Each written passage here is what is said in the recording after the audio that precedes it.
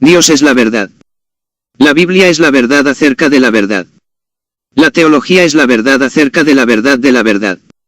Y los cristianos viven estas muchas verdades sobre la verdad, y debido a ello, carecen de la verdad. Hambrientos, golpeados y drogados nos habíamos olvidado de la teología y la Biblia. Habíamos olvidado las verdades acerca de la verdad y así vivíamos en la verdad directamente. Está escrito, el Hijo del Hombre vendrá a la hora que no pensáis. Ya no podíamos pensar. En nuestras más negras y amargas horas de torturas, el Hijo del Hombre aparecía entre nosotros, las murallas parecían brillar cual diamantes y las celdas se iluminaban. En algún lugar, lejos de nosotros, estaban los torturadores, en un mundo físico. Pero, el espíritu se regocijaba en el Señor. No habríamos cambiado este gozo por todos los palacios reales del mundo. Luchar contra algo o alguien. Nada estaba más lejos de mi mente que eso. No deseaba pelear en ninguna guerra, ni siquiera una guerra justa. Deseaba más bien construir templos vivientes al Señor Jesucristo. Dejé la prisión con la esperanza de vivir años de tranquila contemplación. Sin embargo, desde el mismo día después de mi liberación, me encontré frente a aspectos del comunismo más crueles que todas las torturas de la prisión. Uno tras otro me tropecé con grandes predicadores y pastores y aún con obispos de diferentes iglesias que simplemente confesaron, con gran pesar, ser delatores de sus propios rebaños. Les pregunté si estaban dispuestos a renunciar a su trabajo a una costa de ser encarcelados. Todos contestaron no, y explicaron que no era el temor por sus propias personas lo que los hacía negarse. Me contaron sobre las nuevas prácticas en las iglesias que no existían antes de mi arresto, pues el negarse a ser espías significaba la clausura de la iglesia. En todas las ciudades existe un representante del gobierno, que controla los cultos y es miembro de la policía secreta comunista.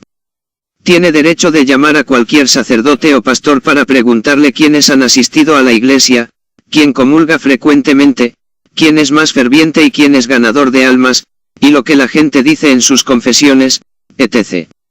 Si uno no contesta, se le despide y un nuevo ministro viene a ocupar su lugar, siempre que esté dispuesto a decir más que usted.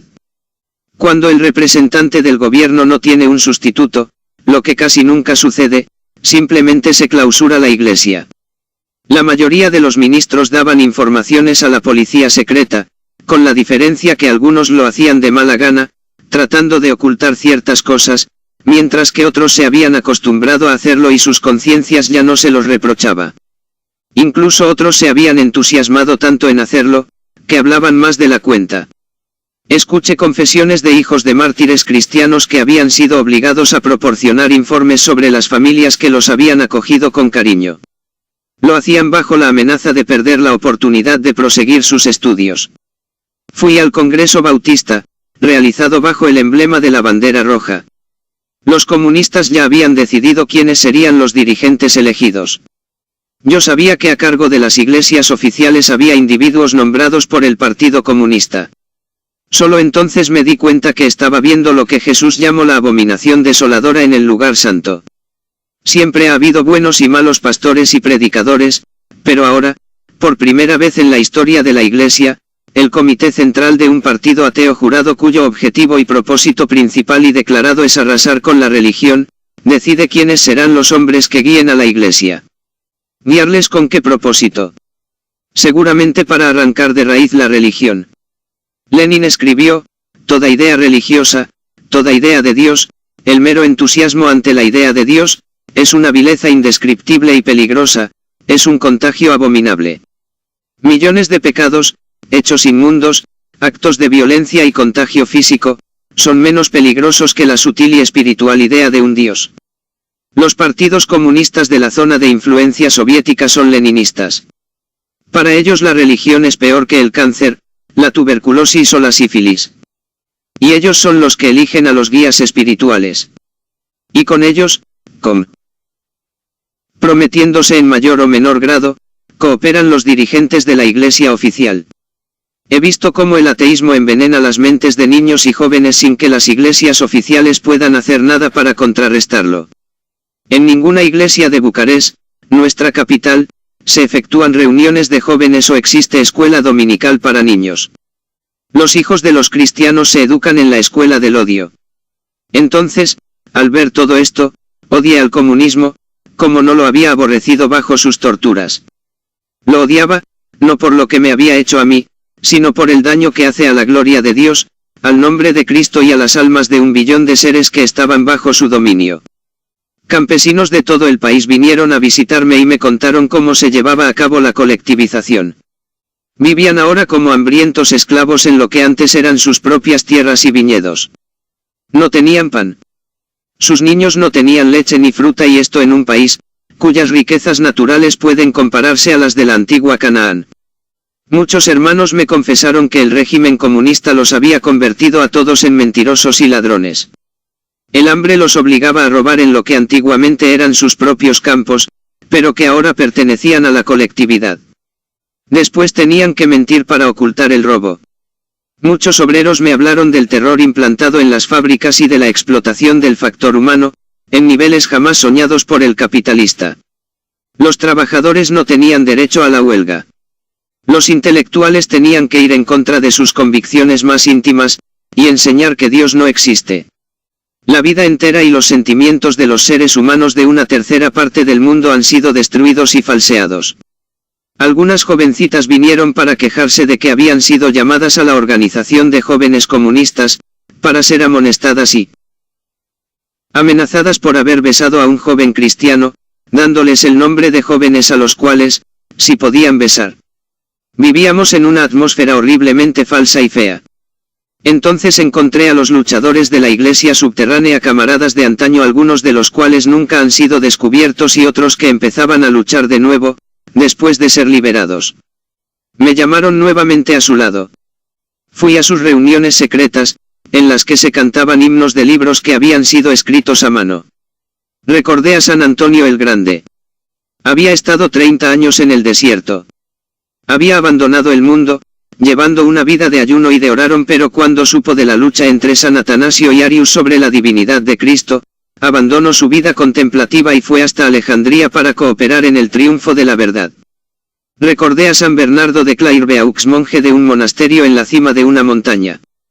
Pero supo del ridículo objetivo de las cruzadas, de los cristianos que asesinaban árabes, judíos y seres de otras religiones, con el fin de apoderarse de una tumba vacía.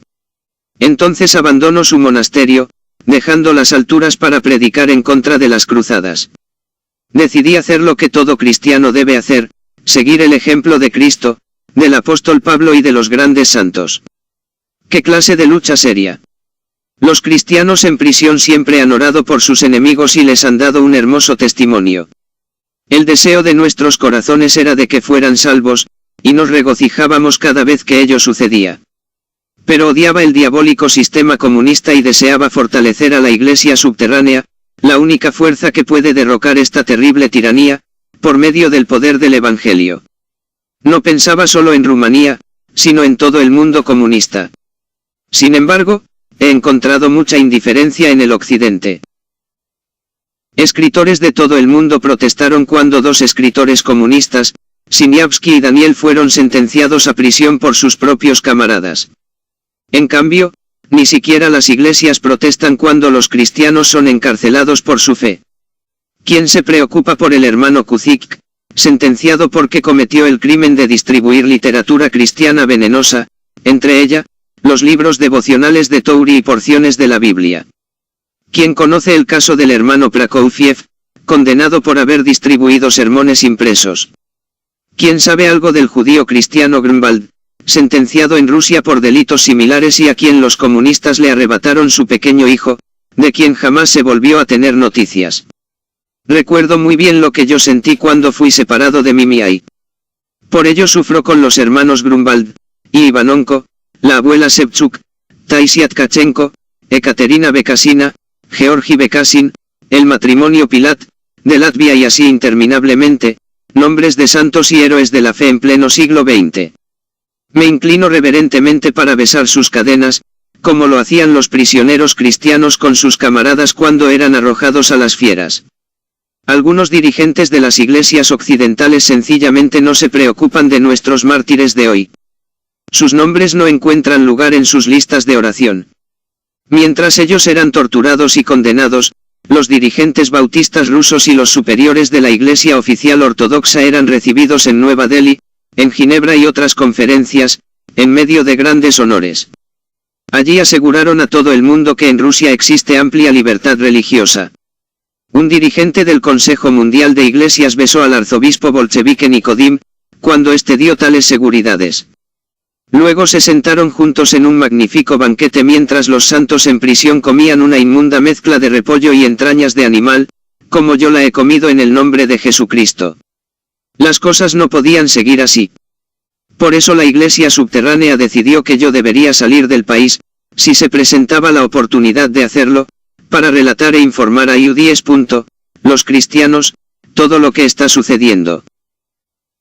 He decidido denunciar al comunismo, aunque amo al comunista. Creo que no es correcto predicar el Evangelio sin denunciar al comunismo. No son pocos los que me dicen, limítese al Evangelio solamente. Esto me recuerda las palabras de la policía secreta, que también me dijo que predicara a Cristo sin mencionar al comunismo. ¿Será que aquellos que me insisten en que me limite a predicar el Evangelio están inspirados por el mismo espíritu que mueve a la policía secreta comunista? No entiendo bien lo que quieren decir con eso de limitarse solo al Evangelio. Fueron los sermones de Juan el Bautista exclusivamente evangelizadores. Juan no se limitó a decir, arrepentíos, porque el reino de los cielos está cerca, dijo también, tú, Herodes, eres perverso. Fue decapitado, no por atenerse a una enseñanza abstracta. Jesús no se limitó tampoco al sermón de la montaña, sino que también predicó lo que podría ser considerado por algunos de los dirigentes de la Iglesia de hoy como un mensaje negativo: ay de vosotros, escribas y fariseos, hipócritas, generación de víboras. Fue por tal predicación que lo crucificaron. Los fariseos no se habrían preocupado por el sermón de la montaña, porque no les afectaba tan personalmente. Al pecado debe llamársele por su nombre. Hoy el comunismo es el pecado más peligroso del mundo. Por lo tanto, debe ser denunciado. La Iglesia subterránea lo denuncia, a riesgo de perder la libertad y la vida. Menos aún podemos callarnos en el Occidente. He decidido denunciar al comunismo, pero no en el sentido que lo hacen aquellos conocidos como anticomunistas. Hitler era anticomunista y sin embargo fue un tirano.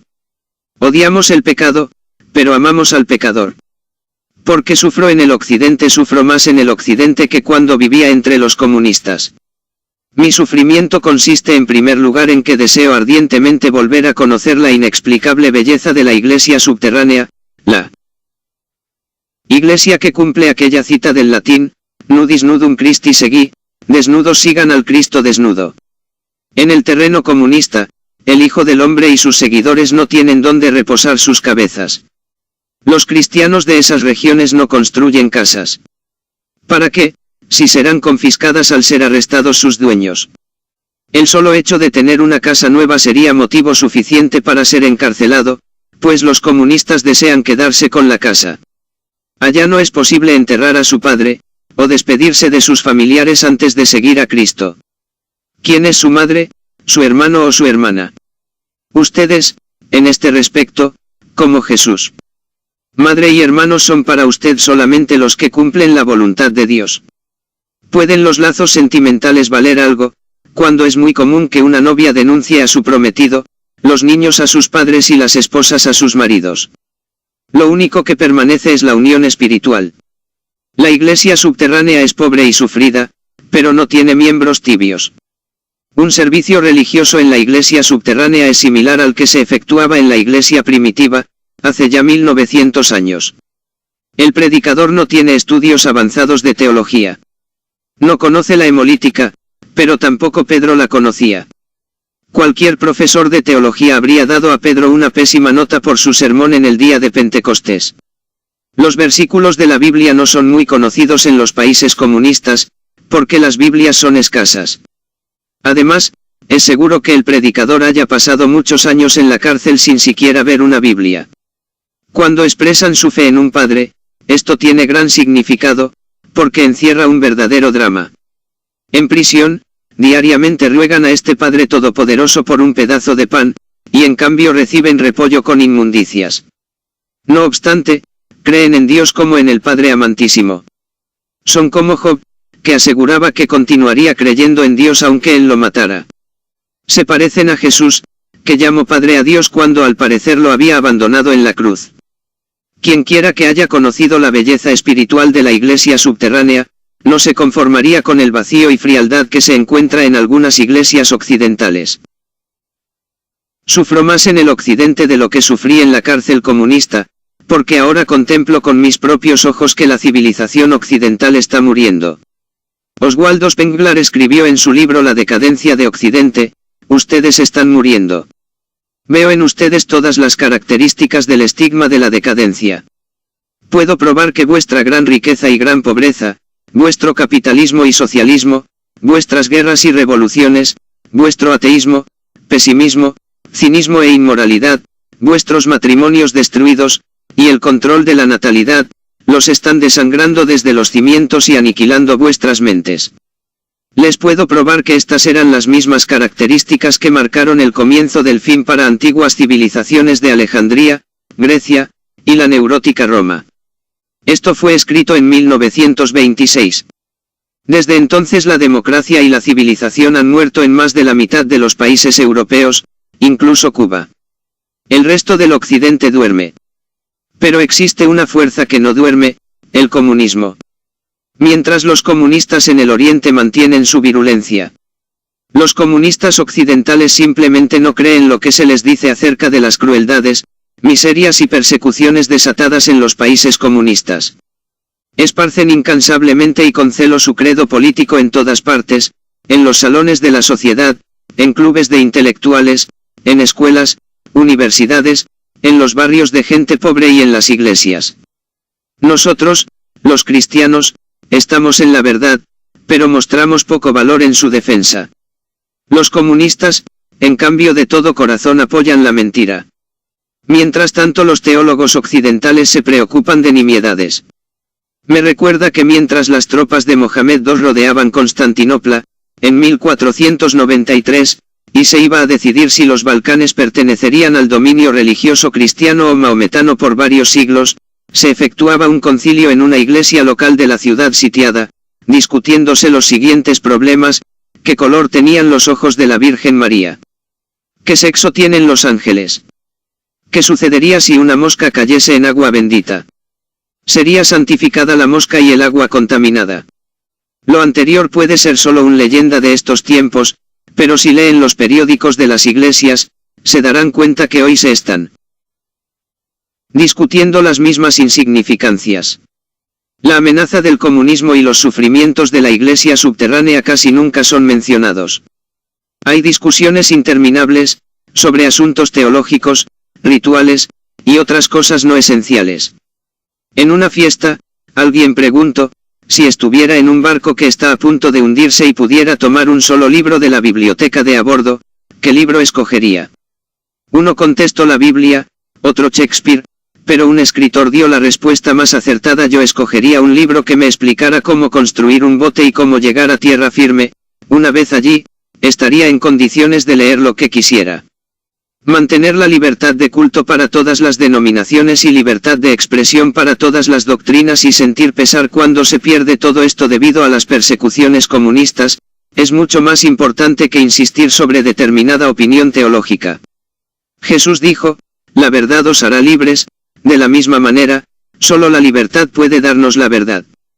En vez de discutir acaloradamente sobre cuestiones sin importancia, deberíamos unirnos en esta lucha de la libertad en contra de la tiranía del comunismo.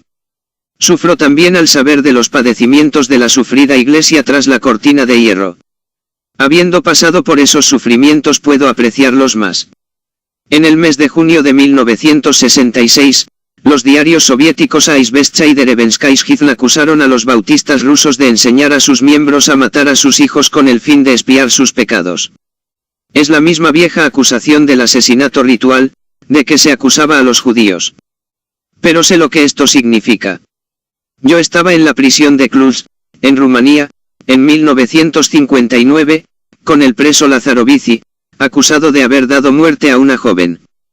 Tenía solo 30 años, pero sus cabellos se habían tornado totalmente blancos de un día para otro, a causa del dolor de las torturas. Parecía un anciano. No tenía uñas, pues se las habían arrancado, con el fin de hacerlo confesar un crimen que no había cometido. Después de un año de torturas se logró establecer su inocencia y fue puesto en libertad, pero la libertad ya no significaba nada para él. Ya era un hombre destruido para siempre. Otras personas leen los artículos de los diarios y pueden reírse con las absurdas acusaciones de la prensa soviética en contra de los bautistas. Yo sé lo que éstas significan para los acusados. Es horrible estar en el occidente y tener constantemente tales imágenes ante los ojos de uno. ¿Dónde está ahora el arzobispo Yemogen, de Kalwa, Urs, y los otros 7 obispos que protestaban contra los excesos de cooperación con el régimen soviético, que puso en práctica el patriarca Alexei y el arzobispo Nikodin, quienes son meros instrumentos en las manos de los comunistas?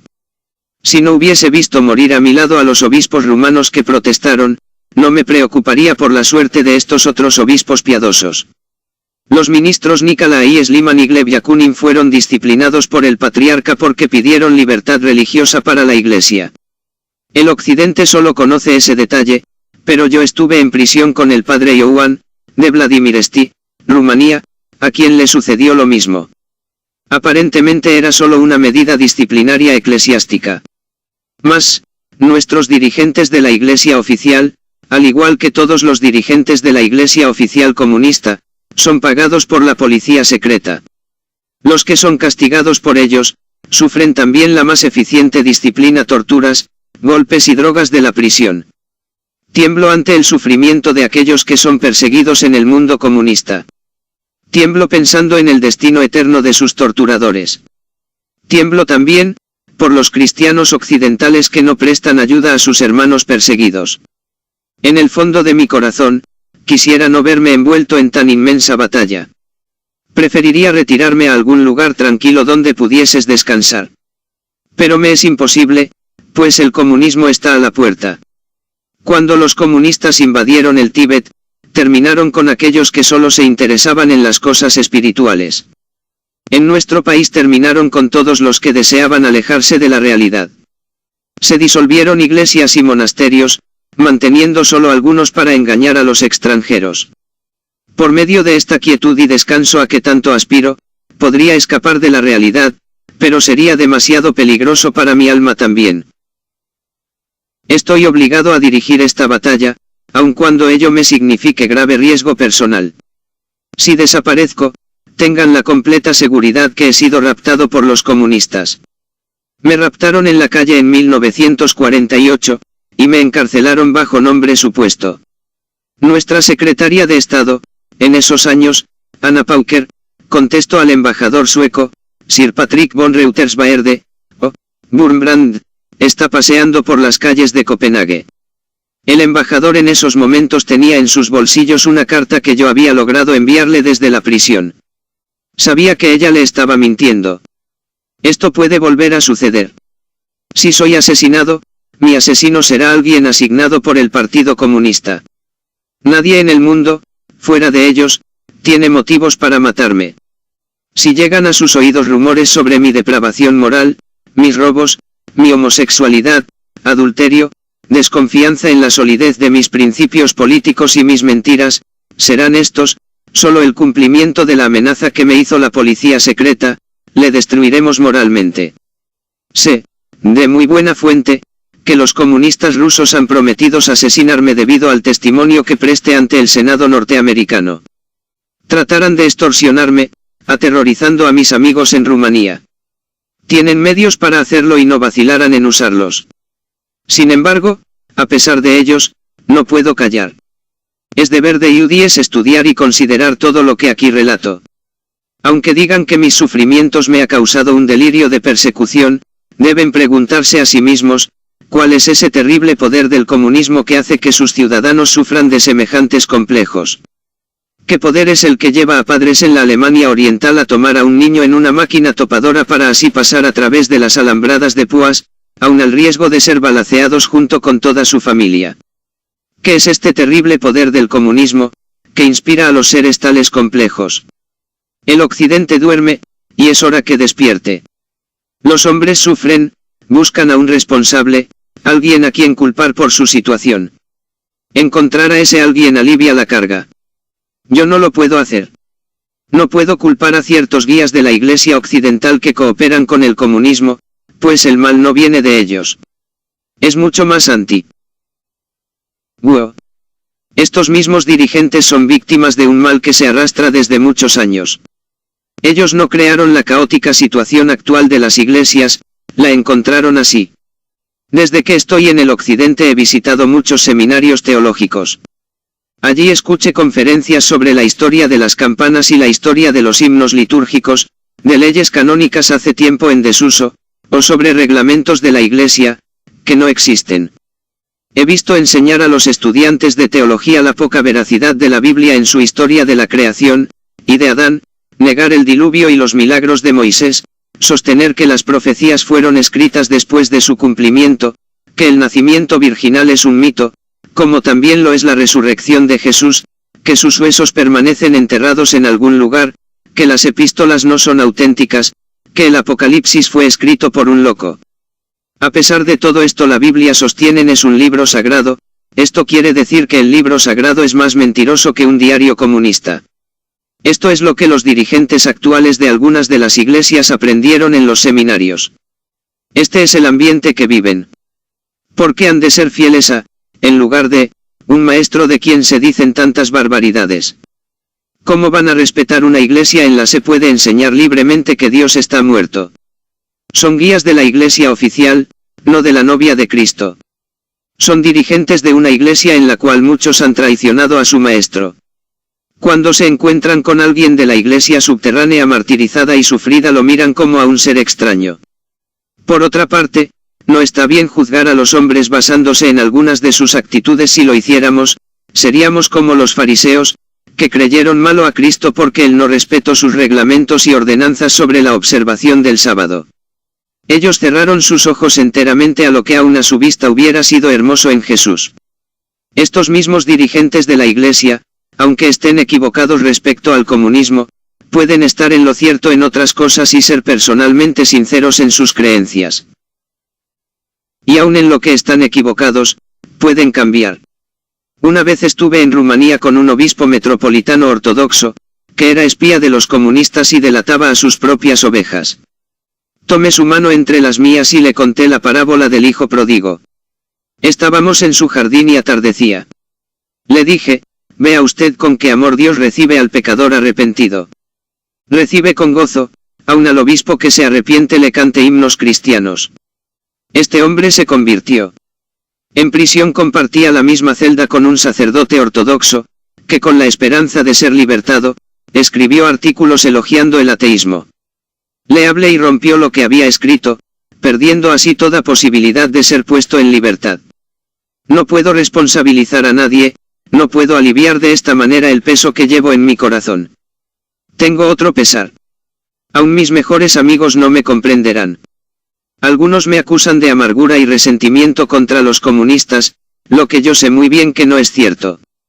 El escritor mosaico Claude Montefiore dijo que la actitud de Jesús hacia los escribas y fariseos, y la pública denuncia que hizo de ellos, era contraria a su mandato de amar a nuestros enemigos y bendecir a los que nos maldicen. El Dr. W. R. Matthews, recientemente jubilado como decano de la Iglesia de San Pablo, en Londres, dice que esto es una incoherencia e inconsistencia en Jesús. Lo acusa diciendo que Jesús no era un intelectual. La idea de Montefiore sobre Jesús estaba errada. Jesús amaba a los fariseos, aun cuando los denunció públicamente. Y yo amo a los comunistas y sus instrumentos en las iglesias, aunque también los denuncio. Constantemente me dicen, olvídate de los comunistas.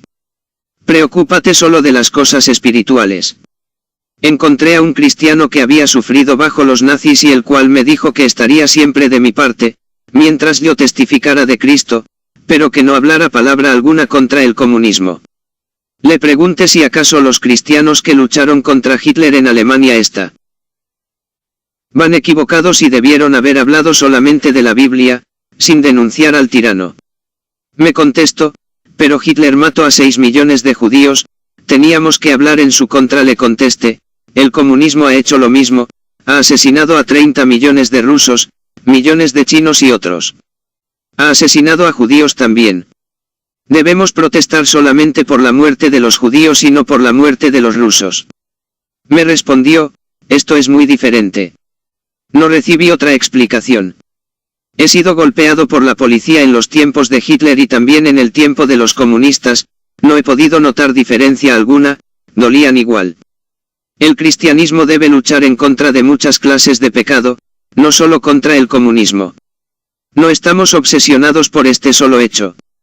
No obstante, por el momento, el más grande y peligroso enemigo del cristianismo es el comunismo. Debemos unirnos contra él. Quiero volver a insistir. La meta del hombre es ser como Cristo. El objetivo principal del comunismo es evitarlo. Son fundamentalmente antirreligiosos. Creen que después de muerto, el hombre se transforma en sales y minerales, nada más. Desean que la vida entera sea vivida al nivel de lo material. Se preocupan solo de las masas. Su palabra es la misma del demonio en el Nuevo Testamento, que dio cuando se le preguntó su nombre, somos legión. La personalidad del más grande don que Dios dio a los hombres debe ser aplastada. Han encarcelado a un hombre porque lo encontraron leyendo un libro del Alfred Eider, Psicología Individual. Los oficiales de la policía gritaron, individual, siempre individual, ¿por qué no colectiva? Jesús en cambio, desea que seamos individuos con nuestra propia personalidad. Por eso no existe posibilidad alguna de llegar a algún arreglo con comunistas. Ellos lo saben.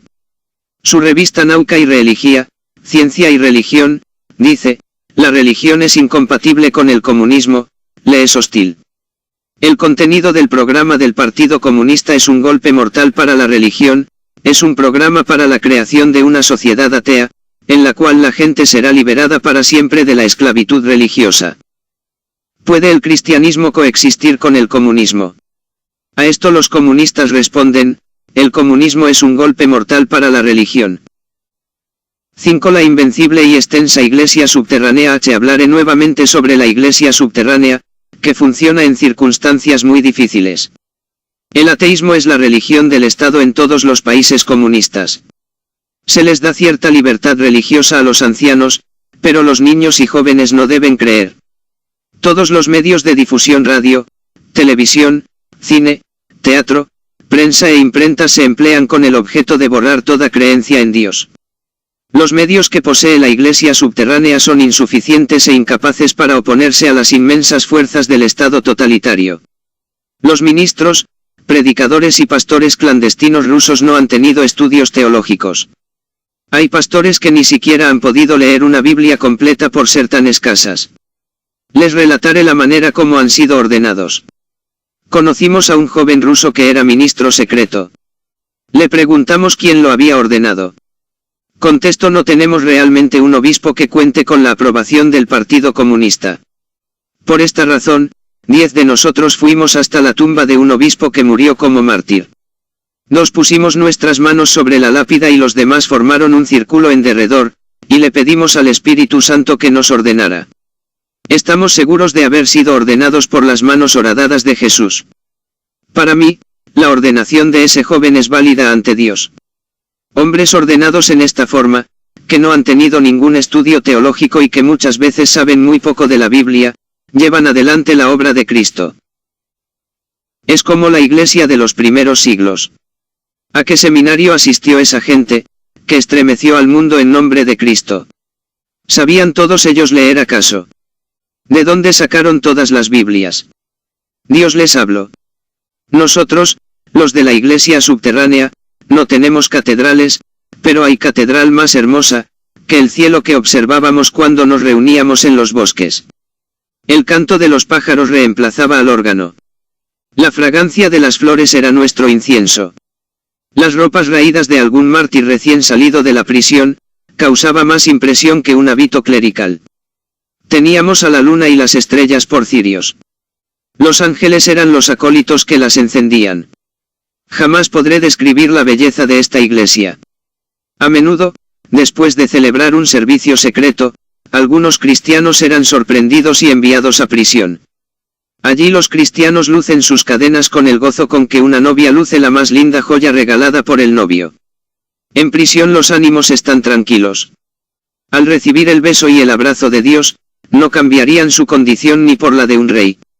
He encontrado cristianos verdaderamente gozosos solo en 3 lugares, en la Biblia, en la iglesia subterránea y en la cárcel.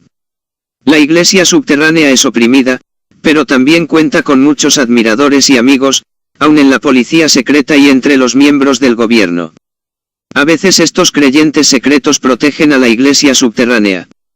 Recientemente los diarios rusos se quejaron del creciente número de los que son incrédulos solo de nombre. Estos, explicaba el diario, son incontables hombres y mujeres que ocupan posiciones de privilegio dentro del comunismo, en las oficinas del gobierno, departamentos de propaganda y en todas partes y que fingen ser comunistas pero en su fuero interior son creyentes y miembros de la iglesia subterránea. La prensa comunista relató la historia de una joven que trabajaba en el departamento de propaganda. Después de su trabajo diario regresaba a su casa a recibir a su marido, que también volvía de sus labores a esa hora. Después de cenar, el matrimonio se reunía a un grupo de jóvenes de otros departamentos del mismo edificio para tener estudios bíblicos secretos y reuniones de oración. Esto está sucediendo en todo el mundo comunista. Decenas de miles de estos supuestos incrédulos existen en cada país comunista.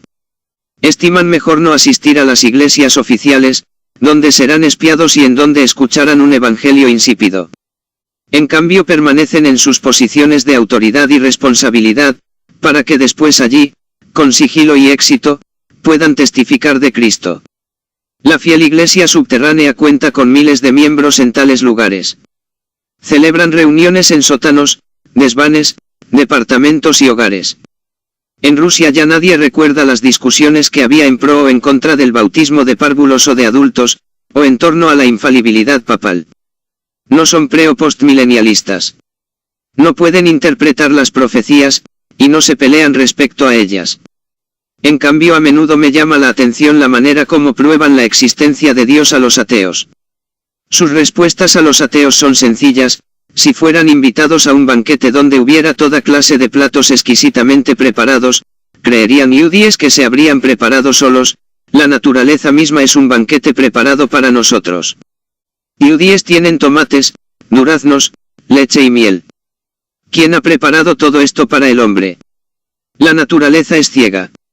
Si no creen en Dios, ¿cómo pueden creer que una naturaleza ciega pudo preparar las cosas que justamente necesitamos, y en tal cantidad y variedad? Pueden probar que existe la vida eterna. Una vez escuché a uno decirle a un ateo, supongamos que fuera posible hablar con un embrión en el vientre de su madre, y que le dijéramos que su estado embrionario es corto y que después le espera una larga vida futura, ¿qué contestaría el embrión? Diría lo mismo que dicen ustedes, los ateos, cuando les hablamos del paraíso y el infierno. Diría que la vida dentro del vientre de su madre es la única vida, y que todo lo demás son patrañas religiosas.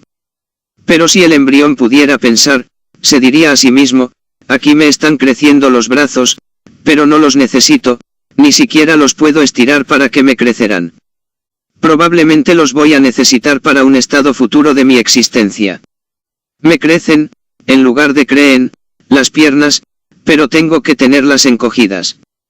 ¿Por qué crecerán? Tal vez me espera una vida en un mundo más grande, donde tendré que caminar.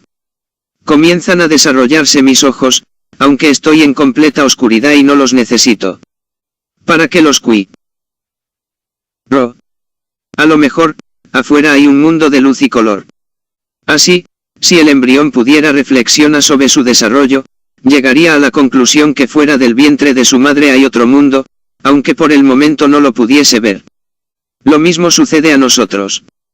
Cuando somos jóvenes tenemos vigor, pero carecemos de experiencia para encauzarlo en la forma más provechosa. Cuando, con el paso de los años hemos adquirido cordura y conocimientos, la carroza fúnebre nos lleva a la tumba. ¿Con qué fin adquirimos todos estos conocimientos, si ya no nos sirven de nada? ¿Para qué le crecen brazos, piernas y ojos al embrión? Es para la vida que ha de seguir. Así es para nosotros. Aquí adquirimos experiencia, conocimientos y sabiduría para la vida futura. Estamos preparados para servir en un nivel más alto después de la muerte. La doctrina oficial comunista asevera que Jesús nunca existió. Los miembros de la iglesia subterránea dan fácil respuesta a eso. ¿Qué diario lleva usted en su bolsillo? ¿Es la Pravda de hoy o de ayer? Déjeme mirar. 14 de enero de 1964. ¿Desde cuándo empiezan a contar los años de la era actual? Desde el tiempo de uno que no existió, ni tuvo ninguna actuación en el mundo. Dicen que él no existió y sin embargo cuentan los años desde su nacimiento. El tiempo existía desde antes que él viniera, pero cuando él vino, le pareció a la humanidad que había vivido en vano y que su verdadera vida comenzaba en ese momento. Su propio diario comunista es una prueba de la existencia de Jesús, no fue un personaje ficticio. Los pastores en el occidente consideran, por lo general, que todos los asistentes a la iglesia son cristianos convencidos de la verdad, pero no es así. Es raro escuchar un sermón que pruebe la verdad de nuestras creencias. Pero tras la cortina de hierro hay hombres que jamás han estudiado para ello, y que sin embargo dan a sus convertidos una sólida base de fe. No existe una clara división que permita señalar el punto en que termina la iglesia subterránea, que es el más grande bastión o baluarte del cristianismo, y comienza la iglesia oficial. Están entremezcladas. Muchos de los pastores títeres desarrollan paralelamente un ministerio secreto que sobrepasa las limitaciones impuestas por los comunistas. La iglesia oficial, la iglesia de los colaboracionistas, tiene una larga historia. Comenzó inmediatamente después de la Revolución Socialista Soviética, con la iglesia viviente que presidía un sacerdote llamado Sergio. Esta iglesia viviente proclamaba abiertamente durante ese tiempo, en Moscú, nuestro objetivo no es reconstruir la iglesia, sino abolirla y terminar, de una vez por todas, con la religión. Lindo programa para una iglesia. En todos los países hemos tenido individuos como Sergio. En Hungría, entre los católicos fue el padre Valgo. Él, junto con algunos ministros protestantes, apoyaron a los comunistas en sus afanes de obtener el completo control del Estado.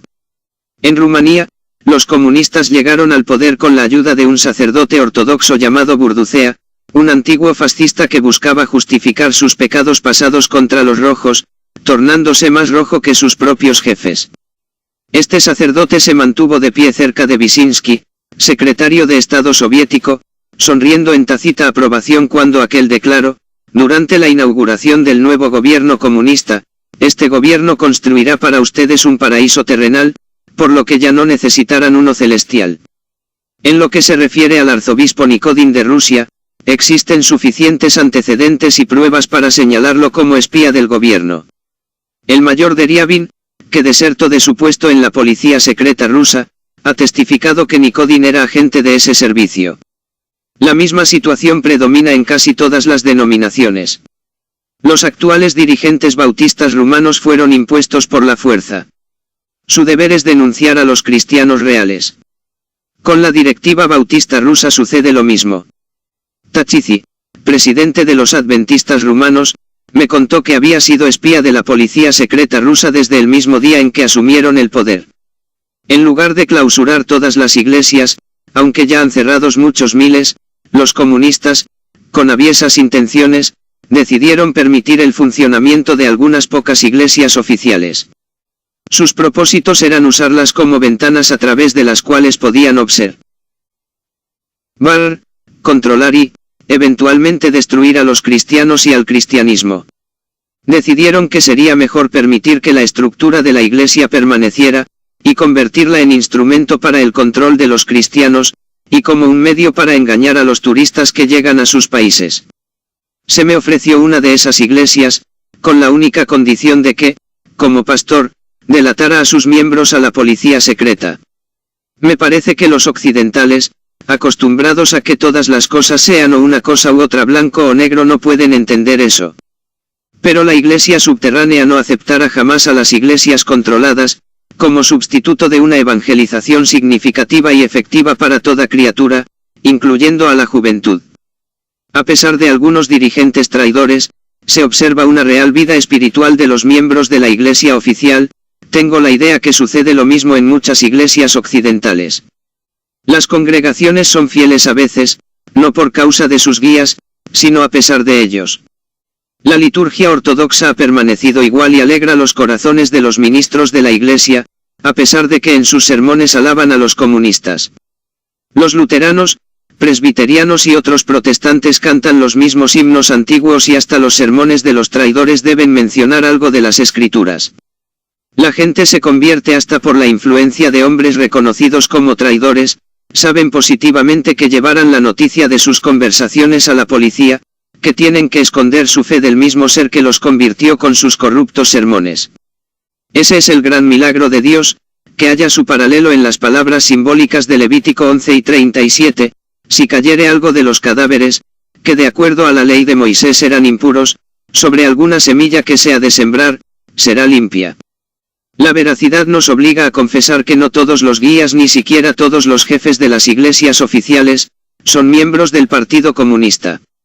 Algunos miembros de la iglesia subterránea tienen también puestos importantes en las iglesias oficiales, exceptuando los que deben luchar a escondidas. Ellos se preocupan porque el cristianismo sea una fe luchadora y no tibia. Cuando la policía llegó para clausurar el monasterio de Vladimiresti, en Rumanía, y en muchos otros lugares de Rusia, les fue bastante mal. Algunos comunistas han pagado con sus vidas el crimen de tratar de suprimir la religión. Pero las iglesias oficiales están escaseando.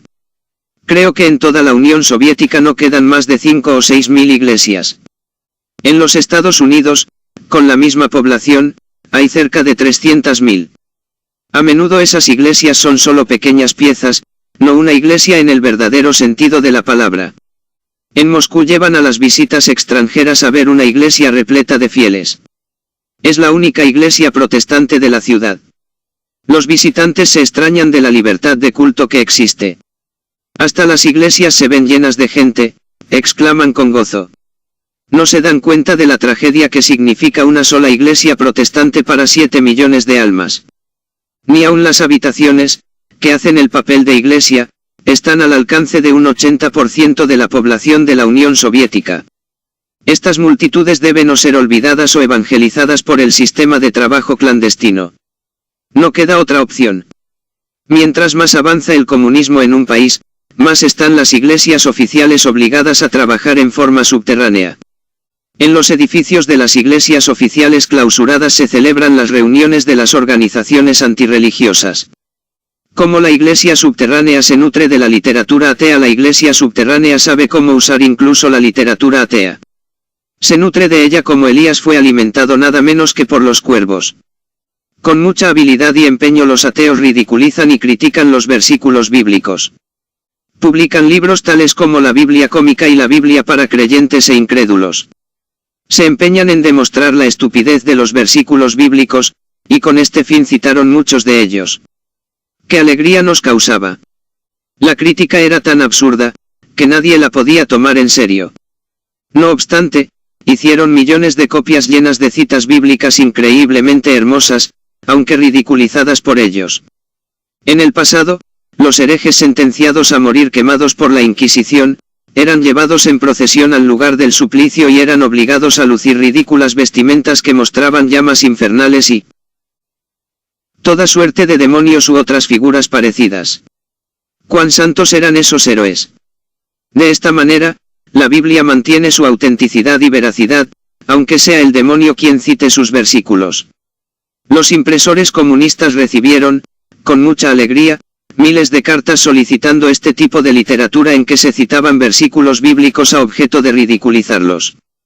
Lo que no sabían era que esas cartas eran enviadas por la iglesia subterránea, que ante la imposibilidad de obtener de otra manera ejemplares de las escrituras, recurría a ese ingenioso sistema para conseguirlas.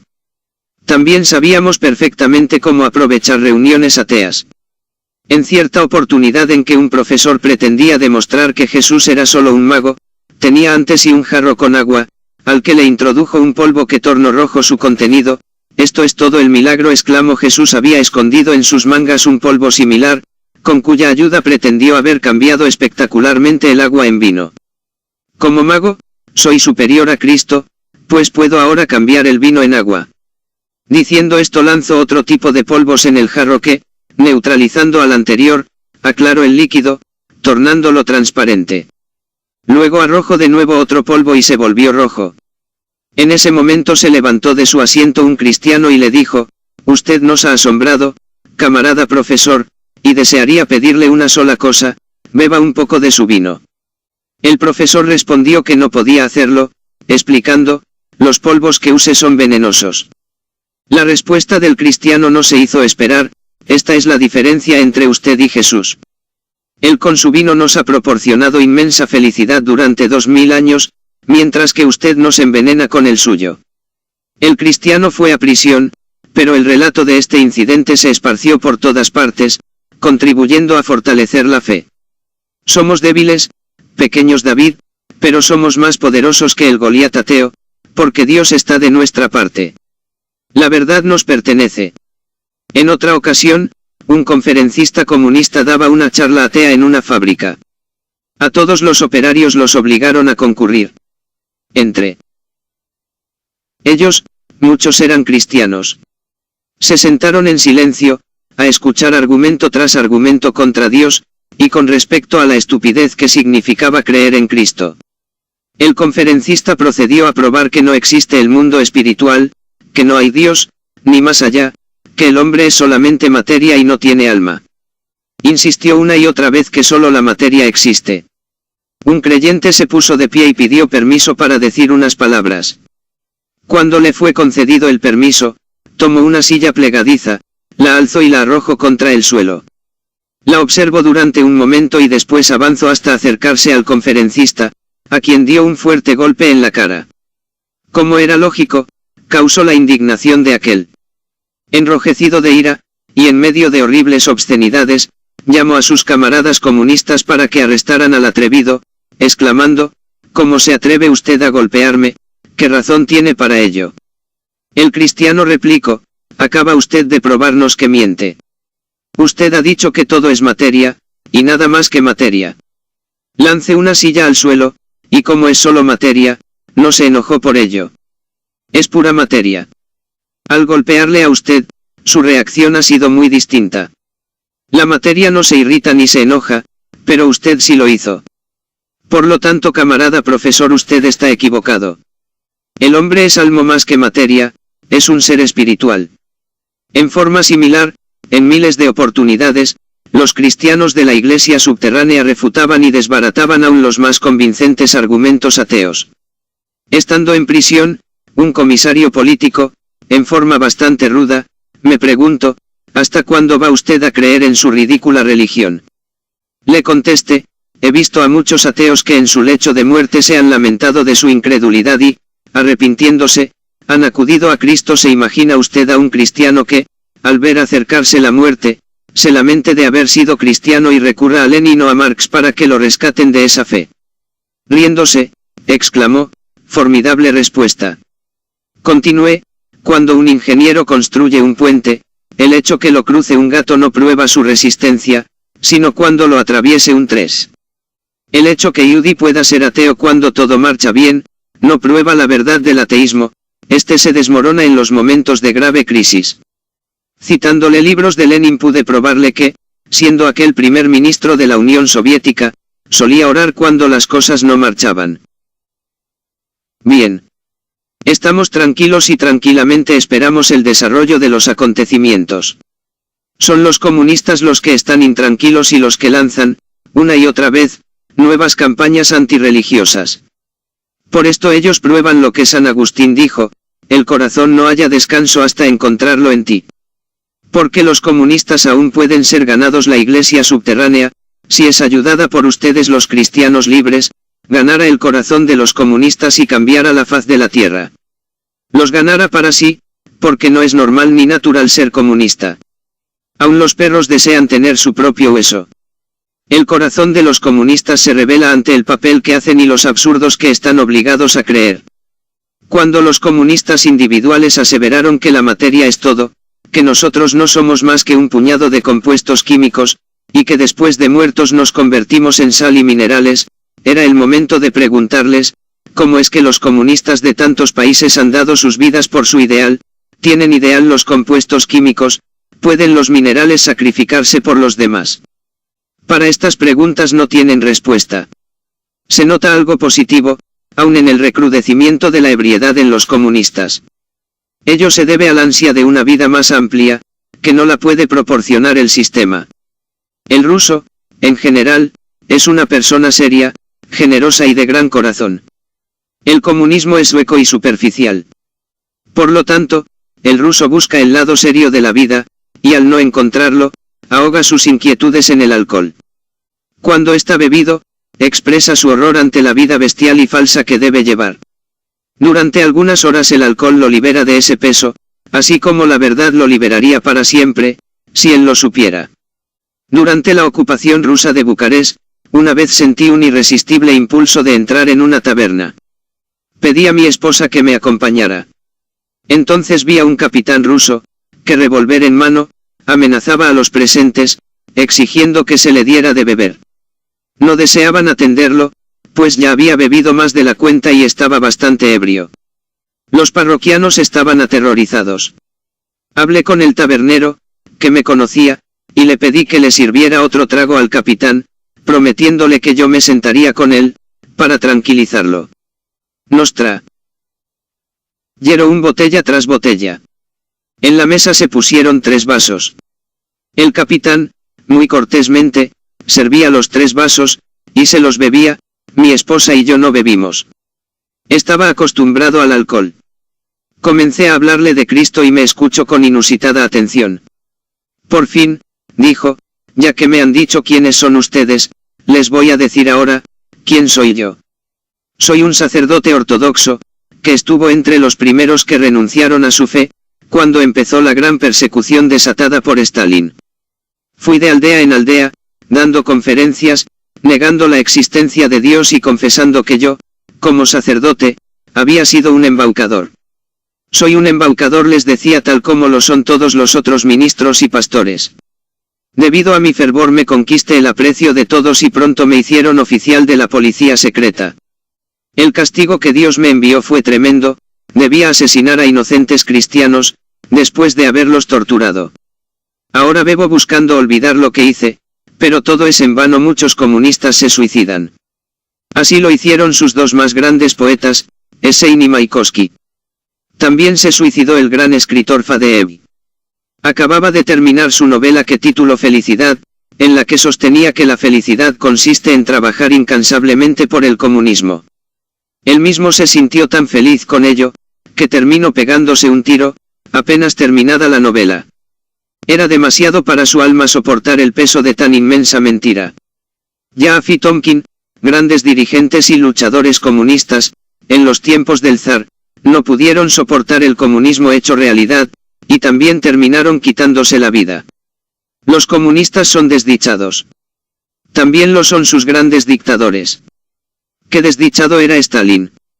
Después de hacer matar a casi todos sus antiguos camaradas, vivía en continua zozobra, pensando que alguien pretendía envenenarlo o asesinarlo. Tenía 8 dormitorios, que eran cerrados herméticamente como una caja de caudales. Nadie sabía en cuál de estos dormitorios dormiría cada noche. No probaba bocado sin que el cocinero lo probara primero en su presencia. El comunismo no hace feliz a nadie, ni siquiera a sus dictadores. Necesitan mucho a Cristo. Derrocando al comunismo, no solo libraríamos a sus víctimas, sino también al comunista mismo. La iglesia subterránea representa una necesidad imperiosa para nuestro pueblo esclavizado. Ayúdenla. El rasgo más distintivo de la iglesia subterránea es su dedicación y su fe. Un ministro protestante que escribe bajo el seudónimo de George, cuenta en su libro respecto a la iglesia subterránea el siguiente incidente: un capitán del ejército ruso se acercó a un ministro, en Hungría, y pidió hablar a solas con él.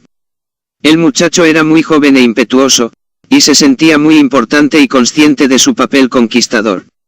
Fue llevado a una pequeña sala de conferencias, y al cerrarse la puerta tras él, vio un crucifijo en la pared. Usted sabe que ese asunto es mentira, vamos, ahora que estamos solos, admita que nunca creyó en la patraña que Cristo es Hijo de Dios. El ministro sonrió, pero mi pobre joven, por supuesto que creo y es totalmente cierto.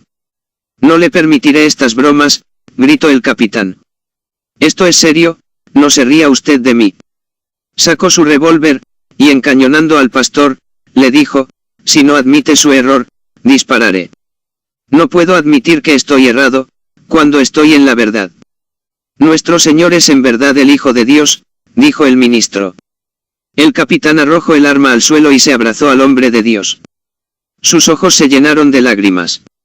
Es verdad, gritó, es verdad, yo también creo, pero no creí que los hombres morían por esta verdad, hasta que lo descubrí por mí mismo. Gracias, usted ha fortalecido mi fe con sus palabras.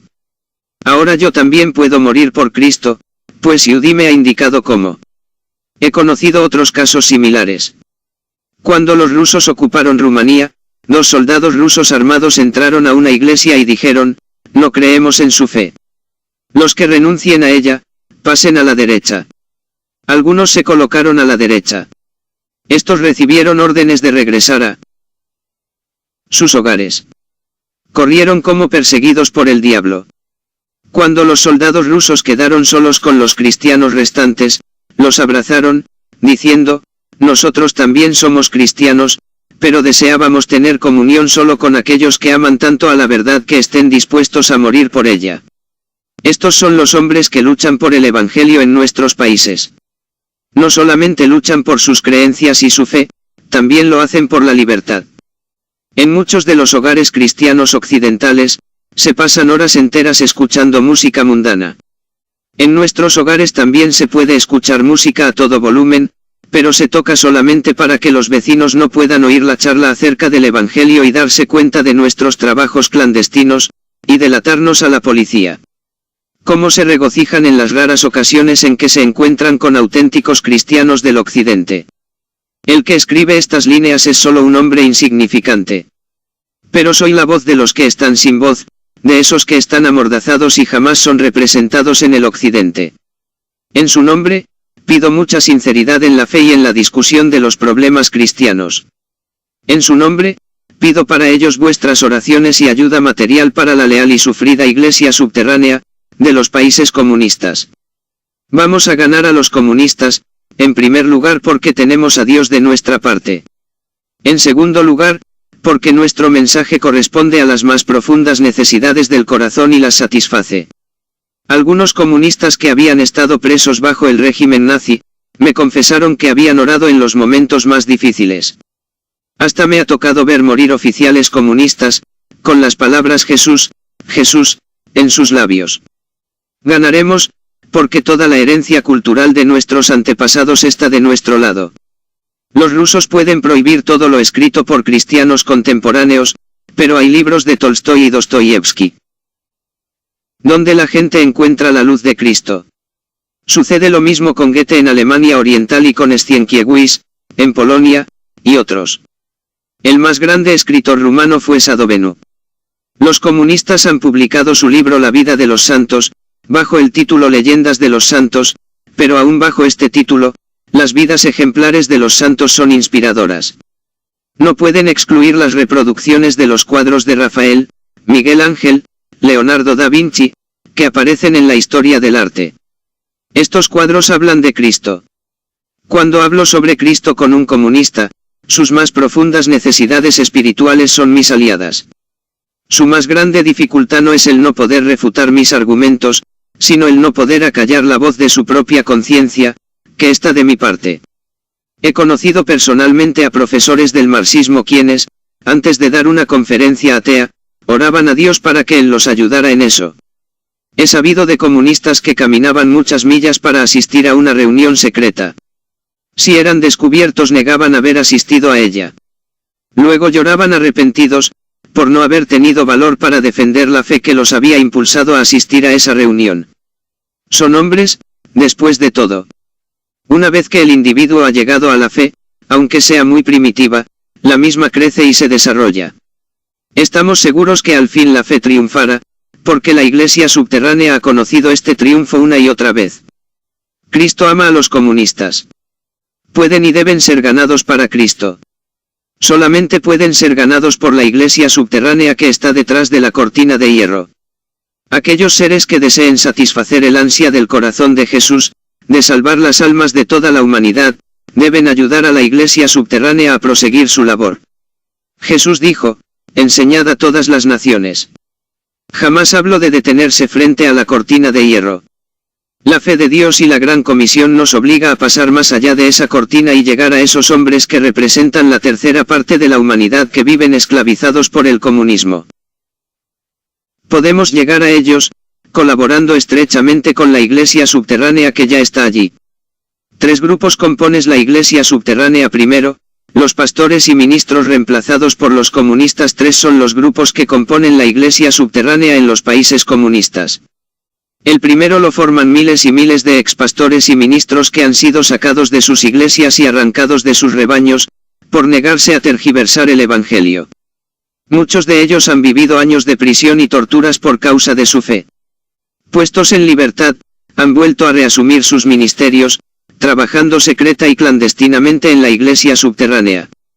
Aun cuando los comunistas hayan clausurado sus iglesias, o los hayan reemplazado por otros pastores más dignos de confianza, continúan su ministerio más efectivamente en reuniones subterráneas, en graneros, desvanes, sótanos, pastizales de noche, o en cualquier otra parte. Estos hombres son mártires vivientes, que no cesarán en su ministerio, a pesar del riesgo de nuevos encarcelamientos y mayores torturas. Segundo, la iglesia laica. Este segundo grupo lo forman un vasto ejército de hombres y mujeres laicos. Debe entenderse que no existen cristianos nominales, poco entusiastas, y poco decididos en Rusia y China. El precio que los cristianos pagan es demasiado alto. Debe recordarse también que las persecuciones siempre han producido mejores cristianos, los cuales dan testimonio de su fe y atraen y ganan almas. La persecución hecha por los comunistas ha tenido un resultado muy distinto al esperado, ya que ha creado cristianos sinceros, decididos, luchadores, de los cuales no se ven muchos en las naciones libres. Ellos no pueden comprender cómo se puede ser cristiano y no anhelar luchar por conquistar a las almas que los rodean. La Estrella Roja, órgano del ejército ruso, atacó a los cristianos rusos, expresando: a los adoradores de Cristo les agrada asir a todos con sus ambiciosas garras, pero sus inmaculadas vidas cristianas le ganan el respeto y el afecto de sus vecinos y coterráneos. En cualquier piu, bielo y ciudad, los cristianos son los más queridos y apreciados residentes.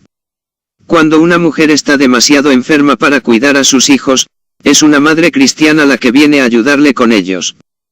Cuando un hombre está demasiado enfermo para salir a cortar leña, es un cristiano el que viene a hacerlo. Viven su cristianismo y cuando testifican por Cristo, la gente escucha y cree, porque han visto a Cristo en sus vidas. Dado que solo un ministro autorizado puede predicar en las iglesias, millones de cristianos dedicados y fervorosos, en cada rincón del mundo comunista predican, testifican y ganan nuevas almas en los mercados, las plazas y cualquier lugar en donde van. Los diarios comunistas conocen el hecho que los carniceros cristianos deslizan copia de los evangelios en los paquetes con carne que entregan a sus clientes. La prensa comunista reconoce que algunos cristianos que ocupan puestos de responsabilidad en imprentas y diarios, se introducen de noche en los talleres para imprimir a escondidas algunos miles de copias de literatura cristiana, saliendo antes del amanecer sin ser vistos. La prensa comunista también reconoce que los niños cristianos en Moscú han recibido, de alguna fuente, evangelios que copian a mano, para colocarlos después en los bolsillos de los abrigos que sus profesores han dejado colgados en los percheros. Este vasto ejército de laicos es ya una fuerza misionera poderosa, efectiva y ganadora de almas en cada país comunista. Exmisioneros en Cuba comunista han declarado que se ha formado en ese país una iglesia laica que ha tomado el lugar de los auténticos ministros y pastores que fueron perseguidos, encarcelados y reemplazados por ministros comunistas. Estos millones de fervientes, sinceros y dedicados creyentes de la iglesia laica, han sido purificados por el fuego de las persecuciones con que los comunistas creyeron aniquilarlos. Tercero, pastores y ministros oficiales, que se niegan a ser controlados y silenciados. El tercer grupo, parte vital de la iglesia subterránea, es el gran número de pastores fieles de las iglesias oficiales controladas y amordazadas. La iglesia subterránea no está completamente separada de la iglesia oficial. Muchos países comunistas como Yugoslavia, Polonia y Hungría, tienen pastores de la iglesia oficial que trabajan secretamente en la iglesia subterránea. En algunos países existe una interrelación entre ambas. A estos pastores se les prohíbe hablar de Cristo fuera de los pequeños recintos que son sus iglesias. No se les permite reuniones juveniles o infantiles. Los no creyentes temen asistir a ellas. A los pastores les está prohibido acudir a la casa de algún miembro enfermo, para consolarlo y orar con él. Están encerrados en un círculo tal de reglamentos y ordenanzas, decretadas por los comunistas, que sus iglesias han perdido todo sentido. A menudo estos pastores, enfrentados a ese círculo de controles que convierten en una farsa grotesca la llamada libertad religiosa, y haciendo gala de un tremendo valor, arriesgan su libertad, ejerciendo un ministerio secreto a los niños y la juventud, en hogares cristianos y sótanos. Secretamente reciben y distribuyen literatura cristiana a las almas hambrientas. Arriesgan su libertad al desatender las limitaciones oficiales que se les imponen, ministrando entre las almas hambrientas que los rodean. Aparentemente dóciles y obedientes, arriesgan todo en su afán de cumplir con su ministerio, que es esparcir la palabra de Dios. Varios hombres como estos fueron descubiertos en Rusia recientemente y condenados a largos años de cárcel. Ellos son las partes vitales de la iglesia subterránea. Expastores descubiertos y perseguidos por los comunistas, la iglesia laica, pastores oficiales, que además continúan con un ministerio clandestino mucho más eficaz y de un alcance mucho más amplio que el autorizado. Todos estos están trabajando en la iglesia subterránea, la que existirá hasta que el comunismo sea derrotado.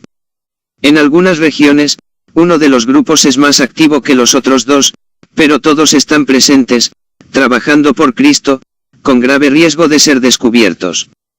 Un hombre que viaja constantemente por los países comunistas y que se interesa profundamente por los asuntos religiosos, al volver de su último viaje declaró que jamás durante ellos había conocido ninguna iglesia subterránea.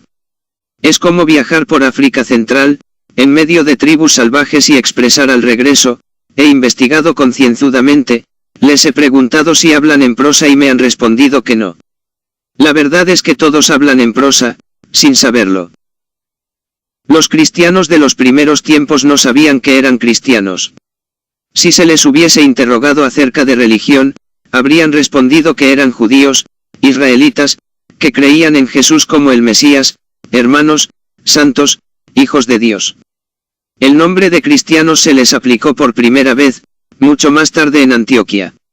Ninguno de los partidarios de Lutero sabía que eran luteranos. Lutero mismo protestó enérgicamente de ese nombre. Iglesia subterránea es el nombre dado por los comunistas y por los investigadores y observadores occidentales de la situación religiosa en aquellos países, a una organización secreta que se formó espontáneamente en todo el mundo dominado por el comunismo. Sus miembros no se refieren a ella por ese nombre. Se llaman a sí mismos cristianos, creyentes, hijos de Dios. Pero, dirigen un trabajo clandestino, se reúnen secretamente, predican el Evangelio en reuniones secretas a las que muchas veces asisten precisamente los extranjeros que sostienen no haber conocido la iglesia subterránea. Es un nombre muy apropiado, acuñado por sus adversarios y por aquellos que, desde el extranjero, observan con asombro, admiración y afecto a esa maravillosa organización secreta. Usted puede viajar durante años por el occidente, sin jamás llegar a conocer una red de espionaje soviético, lo que no significa que no exista. Lo que sucede es que esa organización no es tan entupida como para mostrarse ante los ojos del curioso. En el siguiente capítulo cito extractos de la prensa soviética que prueba la existencia y creciente importancia de esta valerosa iglesia subterránea. 6. Cómo el cristianismo está derrotando al comunismo. Ya he relatado nuestras propias experiencias en lo relativo a diseminar secretamente el mensaje de Cristo en el ejército ruso, como asimismo en la Rumanía comunista. He apelado a judíes para ayudar a predicar